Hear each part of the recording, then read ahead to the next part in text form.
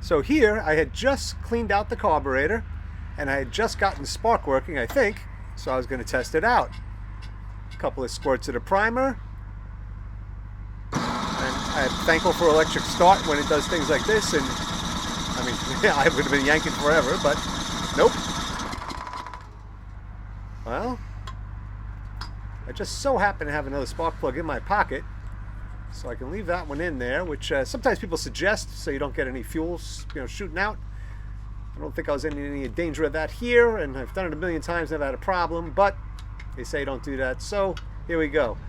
Now we're going to see if I have spark or not, and again, I'm very thankful I don't have to pull a string, and sure enough, I see pretty good spark. It's not the best I've ever seen, but it's a decent color. So spark's not the problem. The problem is the carburetor that I had just cleaned out. It wasn't even that dirty, but it will not run for some reason. And at this point, I did not know why. I have an idea, but I don't know for sure. So now, this is one trick I do is I turn it on its side. Just that way I absolutely get zero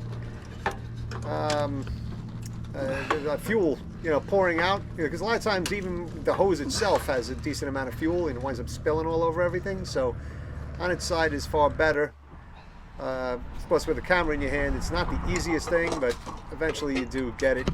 And then you got to kind of finagle it to get the throttle linkage off. Remember where that goes, because if you put it in the wrong spot, it's not going to work out too well.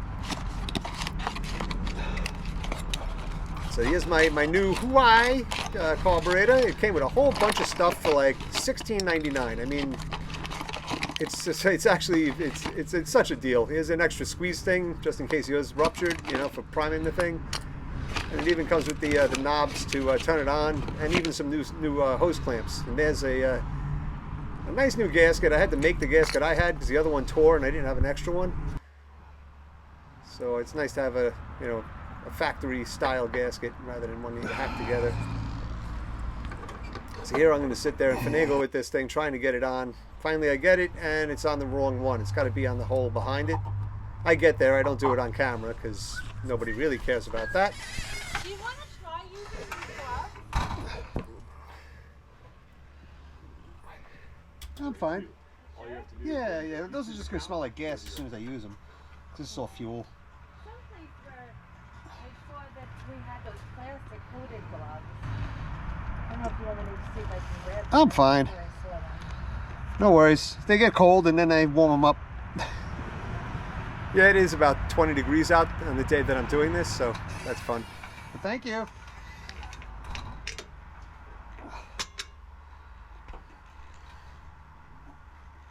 Yeah, so now all I'm doing is, putting a new carburetor on. I mean, it's under 20 bucks. I got a ton of stuff delivered to me. I'm Prime on Amazon, so it comes, free shipping, which is, I don't know, if you buy as much as I do on Amazon, you probably want to be Prime because the free shipping can really help out. That said, I will put a link below, and yes, of course, it will be an affiliate link. It doesn't cost you any extra. It doesn't cost you a dime. So if you just click there, it brings you to the right carburetor. And by the way, there's about, I don't know, 20 different carburetors that might work, and I know this one's good, so I suggest getting this one, okay, not a different one. Even if you want to click on the link and then close your browser and clear your cookies and go back in, buy this one, okay? I mean, if you hate my guts, that's fine, but just do it the other way. Now we're going to start her up.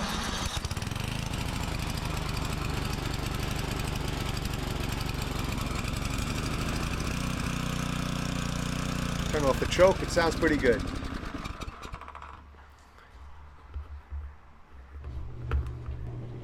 So now I'm inside and trying to warm up a little bit. But I took off the little choke gizmo, and now I'm going to take apart the original carburetor and see what in the world went wrong with it. Because it should just work. I mean, carburetors are pretty basic on these things. It's not a bunch of crazy stuff like in a car.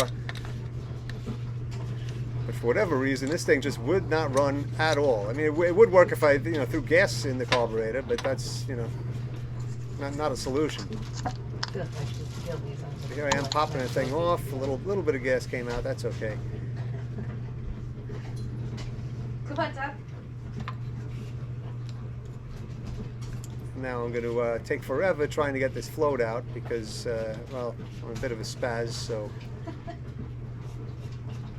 it would be better if I had like my needle nose or something small to kind of grab it or push it. But I do eventually get it here. Okay, and just like that, I got it. Imagine that. Well, that was a lot of fun. And now I'm looking around, and I looked in the jet already, and that looked absolutely fine. I'm looking in basically all the places. It all looks fine.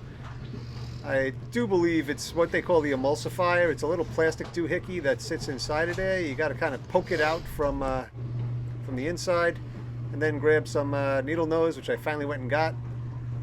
And you can, well, if you can grab a hold of the thing, you can pull it out.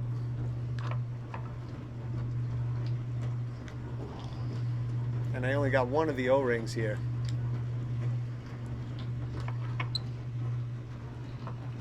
So now the other one, I had pulled out last time with a little, like a little hook.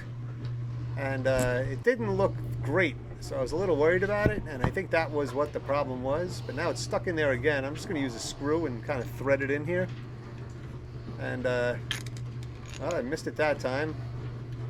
And then the funny part is, oh, it just fell in the sink. That's great. Now back outside. Of course it's nighttime, so I'm using my phone light to get the camera some stuff. But with the starter up again, I also got it back together for the most part.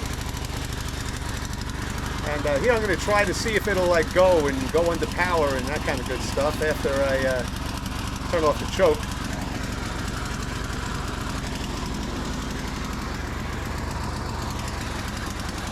Yeah, you can probably still see the the remaining ice that's around the place.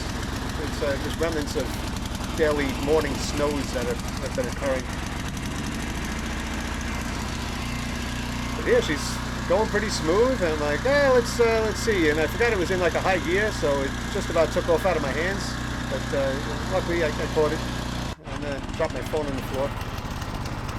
Now I'm on the side of my house with it, and I'm just going to try revving it up for a while, and I'll save you the time I spent here. But I was making sure that it didn't die, because what had happened earlier was it ran for about a minute and then it just shut off all of a sudden. I didn't know why. But let me just cut here.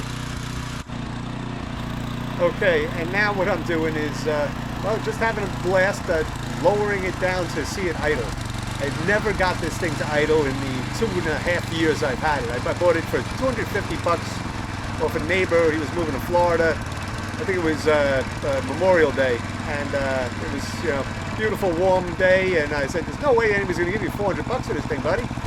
So yeah, I didn't rob him or anything. $250 in the middle of the summer, I thought was, you know, a reasonable deal for him. It's pretty good. It's a 9-horse, and it hasn't really given me a ton of trouble, but it wasn't great before. But to see why I didn't just go out and get the rebuild kit, I have a picture here. This is from Jack Small Engines. $16.41 gives you basically the stuff you need to rebuild this thing. I got all this for $16.99 minus the spark plug. But I mean, it's got a new hose, a shut-off valve. Okay, so anybody who's watched my channel knows that this is a slightly different format.